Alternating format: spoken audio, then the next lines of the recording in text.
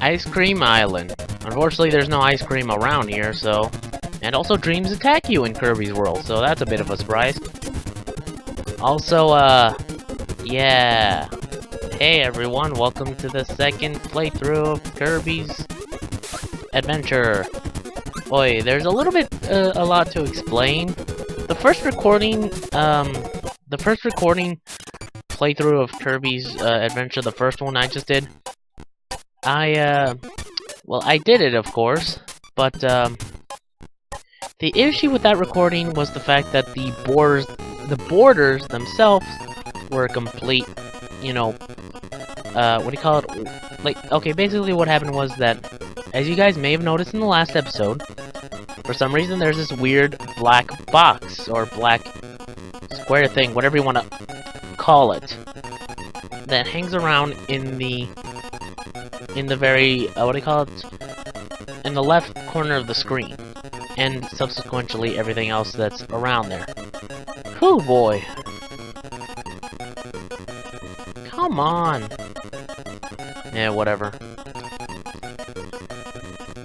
Whatever, I don't need extra lives. Yeah, well, F you too, game. No one likes crane games. Especially not you. Anyway. So, you know, I had to go back and see whether or not there was something I could do. There wasn't. For some reason, it just appears everywhere. I don't know why. Like, in regular, like, cutscenes and stuff, it's fine. Like, there's no black square thing on the right, the left. But for some reason, when I'm playing Kirby game, or I'm playing the game itself, it just appears. I don't know what it is, why it's there. I just know for some reason, it's there. I'm peeved off at it. In all honesty, I really don't like it. But whatever, there's nothing really I can do about it, other than just play the game normally. That's really all I can do, honestly. So, really, I got nothing else to say than, well, there's nothing else I can do besides just play the game normally and just ignore it. Well, aside from replaying, you know, fitting the screen a little bit better, so that way I can record this a little bit better and play it, you know, just something else, because holy cow.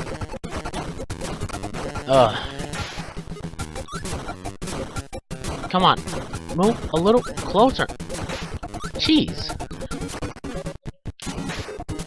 Hold it. There we go. Anyway, just wanted to make sure. So for now, if certain things don't look completely centered, like the, not the camera itself, just the images on the screen, when they go into cutscenes, or like, you know, the little scene transitional things, that's one of the big reasons why. Anyway, I showed off Parasol, I just wanted to show it off. Here's Tornado, which actually is a little bit easier to control in this game, actually. I think it's actually technically the best power-up in this game, because it makes you invincible for a bit, while also making you be able to spin around. But guess what? Unlike other Kirby games, you can actually control this one. Yeah, for some reason. You know what? Never mind.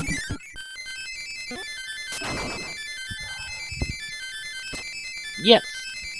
You're a shining star, no matter who you are, shining like a sea. Oh.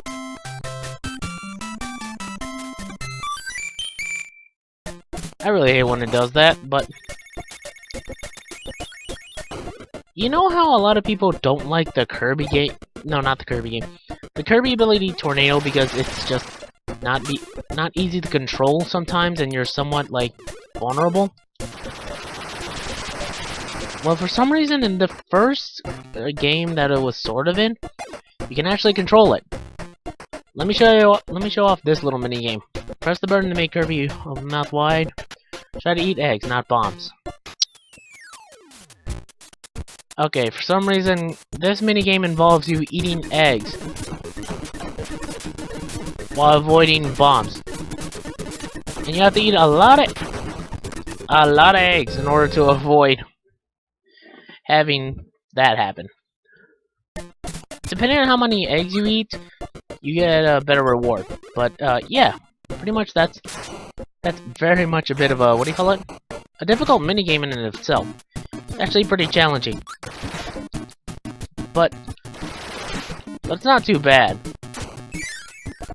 I will say it's kind of weird having a tornado attack that actually, you know, controls well enough to where it actually, you know, works. It actually, you know, actually allows you to do this. Actually lets you turn directions. I don't know why they changed that in the previous subsequent games after Kirby. Kirby's Adventure. All the rest of the titles don't really have you, like, actually controlling the tornado. You're just using it, and it just makes you go everywhere. I'm not sure why. Okay, I've showed you Spark, Fire, and, Cut. Haven't shown you Wield, actually. And hopefully I can do this without...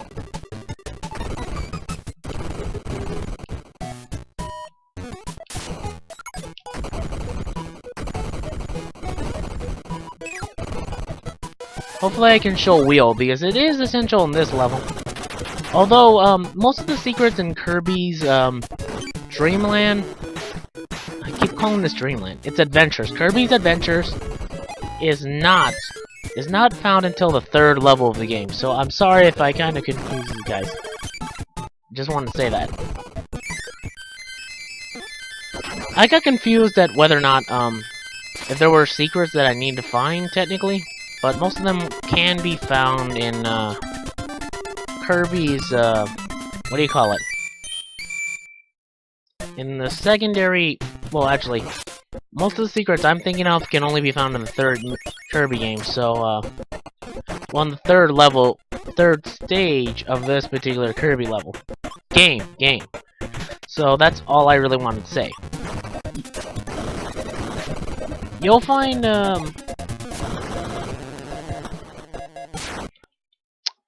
most of the things you need in the next Kirby game, or in the next level of Kirby. I genuinely thought that was water, so I thought I could actually, you know, pretty much, you know, go down there. I guess I was wrong. But, you know what? I don't blame myself. I really don't.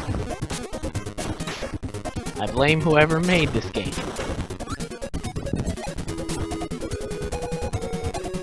Oh, I could have used it.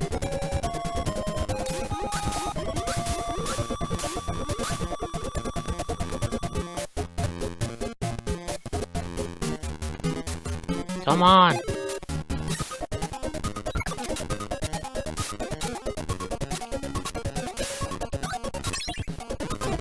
You know what, I decided to give up on that purely because it wasn't going anywhere. I just want you all to know that I gave up. I don't know why I need to explain that, I'm just saying, I gave up. So give up. There's no saving this night. Give up. It just ain't worth the fight. Shake your fist and then the night sky. Trying hard, try to give up.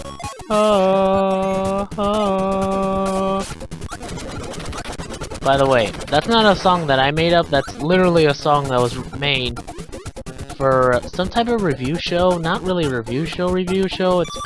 Wait, what am I talking about review show? It was for a spin-off movie show. Underfist, which was a spin-off of Billy and Mandy. I'm pretty sure it was supposed to be a spin-off series in and of its own, but unfortunately, it kind of didn't do well enough to warrant anything following it. That's somewhat understandable. It wasn't that popular, but it wasn't that bad. At least in the same vein of Billy and Mandy, it was different, I guess you could say. Basically, it was just like Billy and Mandy as well, but a little bit less, I guess, like them without Billy and Mandy. That's why it was a spin-off. It featured, some unknown characters, or just some characters you may not have known of, or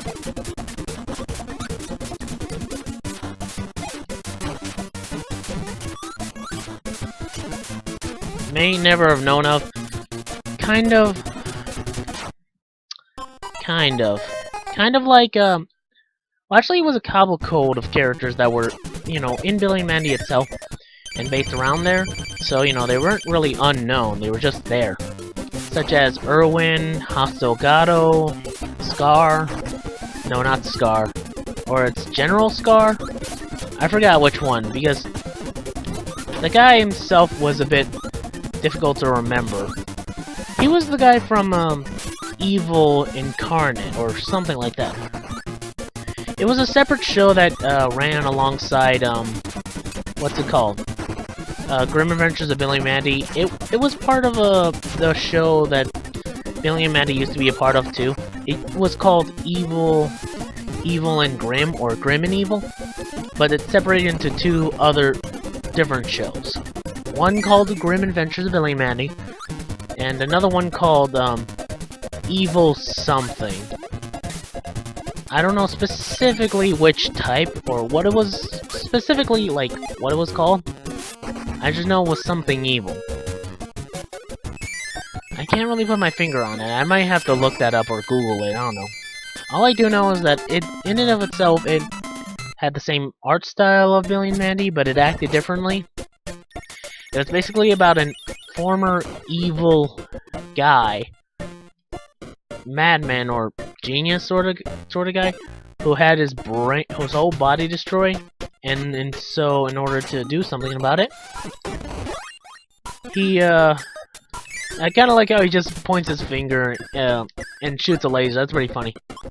The guy called Hector Carne had his brain and his stomach, the only two things that survived in the explosion, reattached to him. Well, reattached to a new body that was helped by an admirer scientist to help save his brain and his stomach. And who exactly? And what exactly are they attached to? Well, they're attached to a bear. A purple bear. I don't know the name of. By the way, I just want to show off Laser. I'm guessing I just really suck, I guess. I don't know. I thought it'd be interesting to show off Laser, but no. These guys just had to ruin it. Whatever. Whatever, I ain't gonna question your life choices. Ugh, would you get away from me? Okay. Nope. Ain't gonna fall for that. And would you stop? Slow down. Jesus. Anyway. You know what? I said I'd show off all the powers I could. Might as well show off this. Oh, God. Yeah, this isn't the best move for this type of boss fight.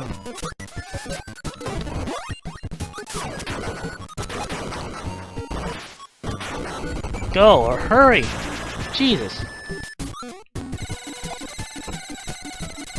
This takes a little longer than it needs to in order to use the move. Which I don't get why. And say hello to Mike Kirby, a fan favorite of everyone's. It's alright, honestly. I like Mike Kirby only because it's kind of funny what he does. First, he sent out a weird microphone. Well, actually, it's more like a, what do you call it?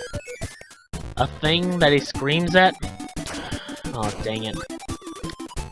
Well, in all honesty, I don't need it, so might as well move on. I want to get that life, but it's not needed. I also like how he just coughs up some of the stuff, like the microphone. Oh, jeez. You can go right the f*** off, buddy. Hey, look, an entrance. Wonder what this does. Okay, might as well.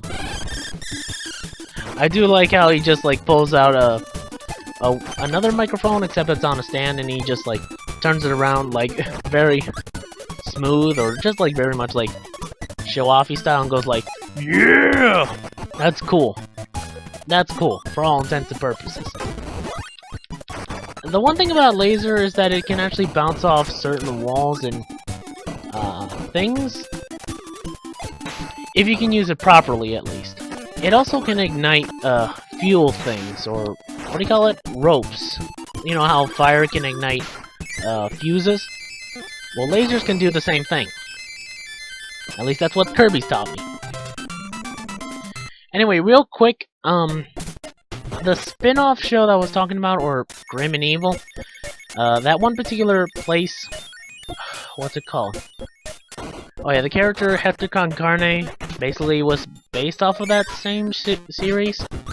And he had two helpers, the woman I was talking about before, and a guy named General Scar, I think. I think that's his name. Anyway, he was a part of Underfist, and also Jeff, the human-sized spider who thought Billy was his father. And Fredburger, a fan favorite of theirs, fan favorite of the community of Billy and Mandy, but I find him annoying. Whatever. Two fighters go in, but only one will leave. This isn't Thunderdome. This is Kirby, for Pete's sakes. But yeah, this is what it is. The arena allows you to fight a person for a power-up, and also a Metal Madel, which also heals up yourself after the fight, so it's considerate, and you can go in there a number of times, so you don't have to worry about ever, like, going in there and, like, taking hits and thinking, oh man, I shouldn't have gone in there. As far as things go, it's a decent trade-off for what it's worth. It's just not the best way in order to get, like, certain items. Jesus! What was that, umbrella full of? Explosives? Actually, it was full of stars, like a lot of other things in Kirby's, whole universe. Because anything you come across in is full of stars. I'm being serious on that one, actually. Because a good majority of things that Kirby crashes into or, like, jumps on, he's made of stars, and everything else is sort of, like, based around stars, too, for some reason.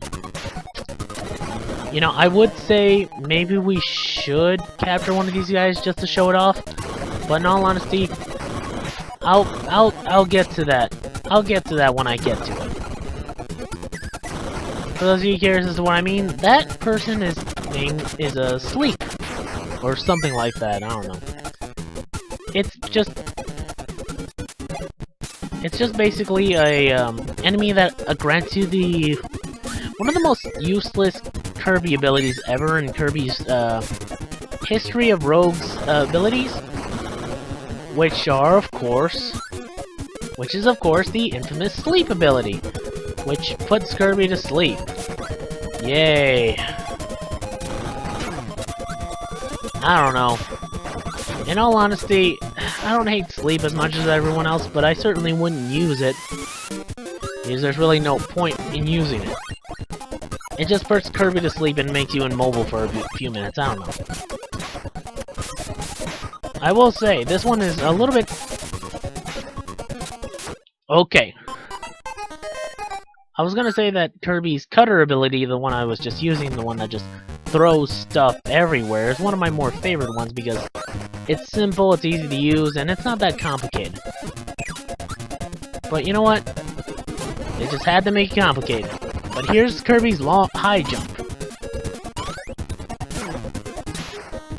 which was an ability that allowed you to basically high jump. If the name didn't already give it away as to what it does. I'm gonna stick with Cutter for now because it's a little bit easier to use, at least in terms of just simple gameplay mechanics.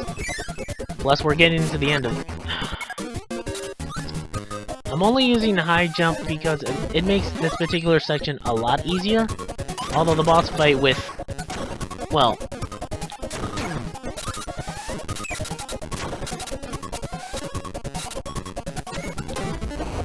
subsequent boss fight that's going to happen, I don't know whether or not it's going to be easy per se, but it certainly is a boss fight. By the way, don't bother with the guys that are rolling on the apples. If you see one of them holding a Metal Madel looking apple thing, don't get it. It's not a Metal Madel. It's just a disguised one. It's purely there just to trick you into thinking, oh, I just had to get it. No, it hurts you, and if you try to suck it up, you'll suck it up, but you won't get health. It's not that tricky. I'm pretty sure some people wouldn't fall for it, but you know, it's just a little bit of a warning. By the way, yellow doors with yellow stars are basically just, you know, teleporting doors. They just teleport you anywhere through the map if you want them to, I guess. It depends on how you feel. Okay, I was wrong. Apparently, I was wrong, I guess. I guess I was wrong. Because turns out this wasn't the boss fight I thought it was.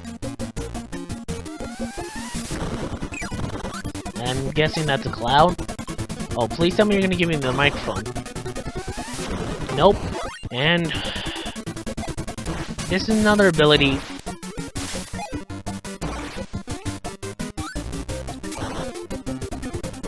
This is another ability of Kirby's that really no one really likes. And you know what? I can't blame them because it's kind of useless. That was the ball ability, which allows Kirby to bounce around like a ball, which I don't know how to use. It's momentum based, and at best I can get some of it to work, but most of the other time I don't know how the rest of it works. Might as well use this one. Seizure warning.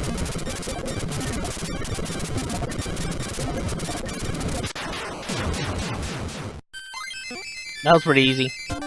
By the way, I'm cutting out after this, so see you in the next time. Well, sort of cutting out.